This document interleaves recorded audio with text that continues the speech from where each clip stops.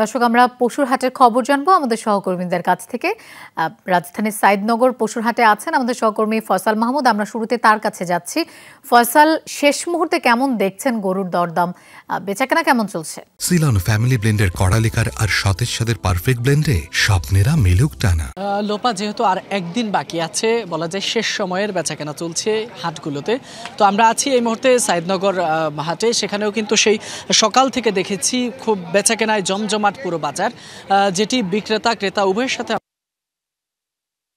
বিক্রেতাদের কণ্ঠে তাদের সাথে কথা বলেছে। তারা বলছেন যে প্রকৃত যে দাম তারা চান বা প্রত্যাশা অনুযায়ী তারা যে দাম চান সেটি পাচ্ছেন না। এর কারণ হিসেবে তারা বলছেন যেহেতু এবার গরুর চাহিদার চেয়ে এবার যোগান অনেকটা বেশি হয়েছে গরুর। তাছাড়া তারা একসাথে দেশের বিভিন্ন প্রান্ত থেকে ঢাকা শহরে অনেক গরু নিয়ে আসার কারণে মূলত এবার দাম বেশি, এবার কিছুটা দাম তারা আসলে পাচ্ছেন না সেভাবে। এখানে একজন ব্যবসায়ী আছেন, তার সাথে একটু কথা বলতে চাই। গরুর বাজার কেমন দেখছেন? গরু বাজার বর্তমানে আমার দেশের বাড়ি এখানে কম। কেমন এই গরুটা কত দাম আর কত? এই গরুটা আমার দেশের বাড়ির দাম করছি 180, এনে দাম করছি 140-45। আমি কইছি 10 টাকা হলে পারে, এই 150 কে বলতেছে না। লোপা, যেমনটি শুনছিলেন যে আসলে এইখানে কিন্তু প্রচুর ক্রেতা বিক্রেতার সবারই চাপ আছে। যদি বিক্রেতাদের কণ্ঠে তারা বলছেন যে গরুর যে দাম, প্রকৃত দাম তারা সেটি পাচ্ছেন না। আর ক্রেতাদের সাথেও কথা বলেছি, তারা বিভিন্ন জায়গায় ঘুরে ফিরে তারা কিন্তু দেখে পছন্দের যে গরুটি সেটিই কিনছেন তাদের সাধ্যের মধ্যে। আমরা আরেকটি বিষয় জানিয়ে রাখি যে এবারে কিন্তু মাঝারি এবং ছোট গরু, এই দুটি সাইজের গরু কিন্তু বেশি যাচ্ছে। তবে বড় সাইজের গরুগুলো খুব কম টানছে ক্রেতাদের। লোপা, ফয়সাল, আপনাকে ধন্যবাদ আমাদের সাথে যোগ দেওয়ার জন্য। আমরা আবার চট্টগ্রামে যেতে চাই আলামিন শিকদারের কাছে। আলামিন, ক্রেতা বিক্রেতার ভিড় এই মুহূর্তে হাটে কেমন দেখছেন এবং ক্রেতারা দাম নিয়ে কি বলছেন?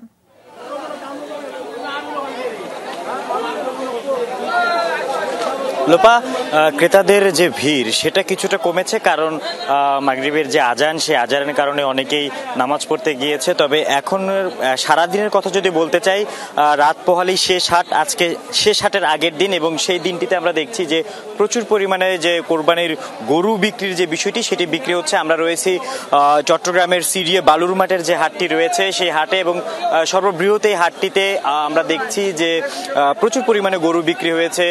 কিছুক্ষণ আগে আমরা একজন চাঁপাইনবাবগঞ্জের ব্যাপারীর সাথে কথা বলেছিলাম, তিনি 51টি গরু এনেছেন, যার মধ্যে এখন আর অবশিষ্ট আছে 18টি গরু। সবকিছু মিলিয়ে মানে শেষের দিনের আগের দিন, অর্থাৎ এই দিনটিতে ক্রেতাদের যে বেচা কেনা, সেই বেচা কেনা আমরা দেখেছি। আমরা একটু হাটের যে ইজারাদার রয়েছে তার সাথে একটু কথা বলবো। একটু যদি বলেন আপনাদের আজ সারাদিন কেমন বেচা কেনা হয়েছে? আজ সকালে আমাদের একটু বেচা কেনা কম ছিল, বেলা বাড়ার সাথে সাথে আমাদের প্রচুর কাস্টমার আসছে। এখন বাজার মধ্যে আমাদের এখনো 2,000-2,500 গরু আছে, 75 পরিমাণে এখনো গরু আছে আমাদের।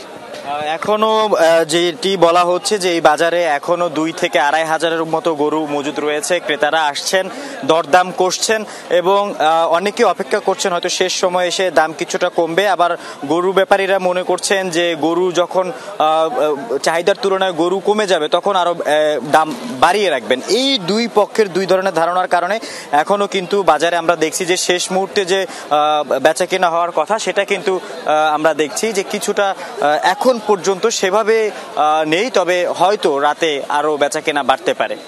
লোপা, আলামিন, আপনাকেও ধন্যবাদ আমাদের সাথে যোগ দেওয়ার জন্য।